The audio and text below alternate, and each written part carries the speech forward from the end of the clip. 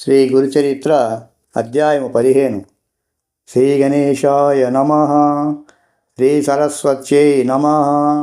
శ్రీ గురుభ్యో నమ. సిద్ధయోగి ఇలా చెప్పారు.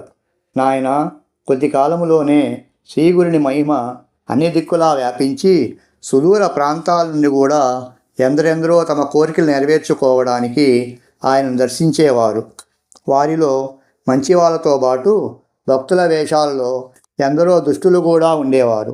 పూర్వం పరశురాముడు దుష్టులైన రాజులను ఓడించి సంపాదించిన భూమండలమంతా దానమిచ్చేసిన సహ్యాద్రి పర్వతానికి దక్షిణ దిక్కున ఉన్న కొంకణ దేశంలో ఒకచోట తపస్సు చేసుకుంటున్నాడు. కానీ కొందరు దురాశాపరులు ఆయన వద్దకు వెళ్ళి తమకు కూడా భూమి ఇప్పించమని కోరారు. ఆయన ఆ ప్రదేశం కూడా వాళ్లకు దానమిచ్చి వాళ్ళ బెడద నుండి తప్పించుకోవడానికి సముద్రంలో ప్రవేశించి అదృశ్యమయ్యారు. అదే కారణంగా శ్రీగురుడు కూడా వైద్యనాథంలో గుప్తంగా కొంతకాలం ఉండదలుచుకున్నారు. కనుక ఒక రోజున గృహస్థ శిష్యులకు ఇలా సెలవిచ్చారు. ఉపనయనాది సంస్కారాల వలన ద్విజుడైన బ్రహ్మచారి వేదాధ్యయనం చేస్తూ భక్తితో గురువును సేవించాలి. అతడికి పగటి నిద్ర తగదు. దొరికిన భిక్షాన్నం గురువుకు అర్పించి ఆయన ఇచ్చినది భుజిస్తూ విద్యావంతుడు కావాలి. చివరకు గురువుకు దక్షిణ సమర్పించి సమావర్తన హోమం చేయాలి. అటు తర్వాత గురుని అనుజ్ఞతో ఒక యోగ్యమైన కన్యను పెండ్లాడి గృహాశ్రమ ధర్మాలను పాటించాలి. పుత్రుడు యుక్త వయస్కుడయ్యాక అతనికి సర్వస్వము సమర్పించి భార్యతో కూడా అరణ్యానికి వెళ్ళాలి. తర్వాత గ్రామ్య విషయాలను వదిలి భార్య యొక్క అనుమతితో సన్యసించాలి. సన్యాసికి జపము, భిక్షాటనము, ధ్యానము, శౌచము, అర్చన ధర్మాలు. అతడు స్త్రీ కథలను వినకూడదు. వాహనము లెక్కరాదు. మంచము తాకరాదు. పగలు నిద్రింపరాదు. నిరంతరము ఆత్మద్రష్టి అయి ఉండాలి. వెదురు, సొరకాయ, చెక్క, మట్టి వీటితో చేసిన పాత్రలు మాత్రమే ఉపయోగిస్తూ దండధారి అయి పగలు మాత్రమే భుజించాలి. సంవత్సరమంతా తీర్థాటనం చేస్తూ 3 పగళ్ళు మించి ఏ గ్రామంలోనూ నివసించక స్థిరచిత్తుడై ఉండాలి. అలా తిరగడానికి శరీరంలో శక్తి లేకపోతే సదా దైవాన్ని ధ్యానిస్తూ ఒక మహాక్షేత్రంలో నివసించాలి. ఇలా చెప్పి గృహస్థ శిష్యులను వారి వారి గృహాలకు పంపి సన్యాసులైన శిష్యులకు శ్రీగురుడు ఇలా చెప్పారు. నాయనలారా, మీరందరూ తీర్థయాత్రకు వెళ్ళండి. మీకు మరలా శ్రీశైలంలో బహుధాన్య సంవత్సరములో మా దర్శనం అవుతుంది అన్నారు. అప్పుడు ఆ శిష్యులు, స్వామి, సర్వతీర్థాలు మీ పాదాల వద్దనే ఉన్నాయని శాస్త్రాలు చెబుతున్నాయి కదా, మిమ్మల్ని విడిచి మేమెక్కడికి పోగలము? దానివల్ల మాకు కలిగే లాభమేమున్నది అన్నారు. అప్పుడు స్వామి, నాయనలారా, సన్యాసమైన మనము 5 రోజులకు మించి ఎక్కడా నిలవకూడదు. సర్వతీర్థాలు దర్శించడం మన ధర్మము. దానివలన మనస్సు స్థిరమవుతుంది. అటు తర్వాత ఒక చోట స్థిరంగా ఉండడం శ్రేయస్కరము అని చెప్పారు. అప్పుడు శిష్యులు, స్వామి, మీ మాటయే మాకు ప్రమాణము. మేము ఏ ఏ తీర్థాలు దర్శించాలో సెలవేయండి అని కోరారు. అప్పుడు శ్రీగురుడు ఇలా చెప్పారు. నాయనలారా, తీర్థాలన్నింటిలోకి ఉత్తమమైన కాశీకి వెళ్ళి గంగను సేవించి గంగాతట యాత్ర చేయండి. అటు తర్వాత యమున, సరస్వతి నదులను కూడా అలానే సేవించండి. అందువలన పితృదేవతలకు సంతృప్తి, మీకు శాశ్వత బ్రహ్మలోక ప్రాప్తి కలుగుతాయి.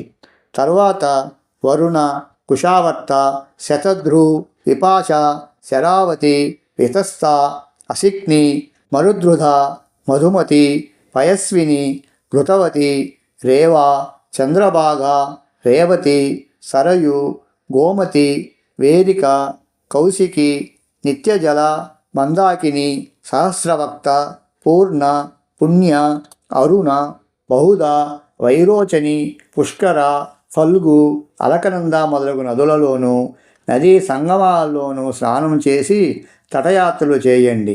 అలానే శ్రీశైలము, అనంతము, రామేశ్వరము, సేతుబంధము, శ్రీరంగము, పద్మనాభము, నైమిశారణ్యము, పురుషోత్తమము, మహాలయము, కేదారము, కోటిరుద్రము, మాతృకేశము, కుబ్జతీర్థము, కోకాముఖి, ప్రసాదతీర్థము, విజయతీర్థము, చంద్రతీర్థము, గోకర్ణము, శంఖకర్ణము అనే తీర్థాలలో స్నానం చేయండి.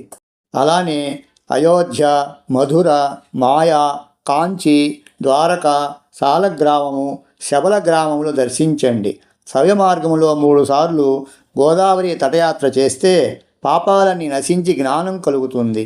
అలానే భీమేశ్వర, పంజర, కుశతర్పణ, పూర్ణ, కృష్ణవేణి, తుంగభద్ర, పంప, భీమా నదులకు తటయాత్ర చేయండి. హరిహర క్షేత్రము, పాండురంగ క్షేత్రము, మాతులింగము దర్శించండి. గంధర్వపురం అనగా గాంగాపురము ఉత్తమమైన క్షేత్రము. అక్కడ ఎన్నో తీర్థాలున్నాయి. అచ్చటి దేవతలు సులభంగా వరాలిస్తారు. అక్కడ భీమా అమరజా నది సంగమం ఉన్నది. అచ్చటి అశ్వత్థ వృక్షము సాక్షాత్తు కల్పవృక్షమే. దానికి ఎదురుగా నృసింహతీర్థము, దానికి తూర్పున పాపనాశ తీర్థము, దాని ప్రక్కనే రుద్రపాద తీర్థము, చక్రతీర్థము, తరువాత కోటి తీర్థము, మన్మథ తీర్థము ఉన్నాయి.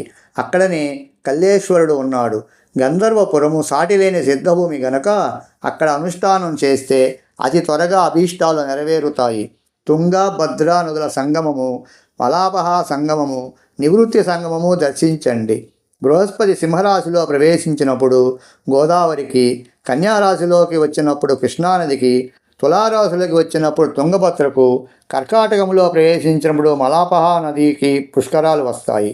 అంటే గంగానది ఆయా పవిత్ర సంవత్సరాలలో ఆయా నదులలో వచ్చి ఉంటుంది కనుక వాటిని సేవించడం ఎంతో మంచిది. అలానే ఆయా నదులు సముద్రంలో కలిసే చోట స్నానం చేయడం వలన ఎంతో పుణ్యం వస్తుంది. కుంభకోణము, కన్యాకుమారి, మత్స్యతీర్థము, పక్షితీర్థము, ధనుష్కోటి, కొల్హాపురము, కరవీరము, మహాబలేశ్వరము దర్శించండి. బిల్లవటి, వరుణా సంగమము, కృష్ణా తీరములో ఉన్న ఋష్యాశ్రమము దర్శించండి.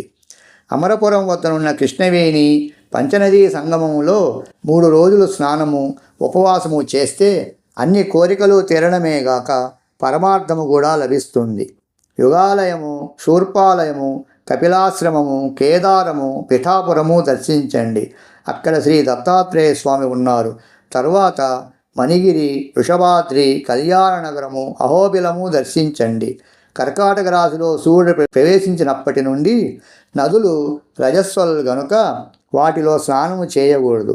నదీ తీరాల్లో నివసించే వారికి మాత్రమే ఈ నిషేధము వర్తించదు. నదులకు కొత్త నీరు వచ్చే రోజులే రజస్వల కాలము. అప్పుడు శిష్యులు ఆయనకు సాష్టాంగ నమస్కారం చేసి వారి ఆశీస్సులు పొంది తీర్థయాత్రలకు వెళ్ళారు. నేను మాత్రం ఆయన సేవ చేయడానికి వారితో కూడానే ఉన్నాను. శ్రీదత్తాయ గురవే నమః. శ్రీపాద శ్రీవల్లభాయ నమః. శ్రీ నృసింహ సరస్వత్యై నమః.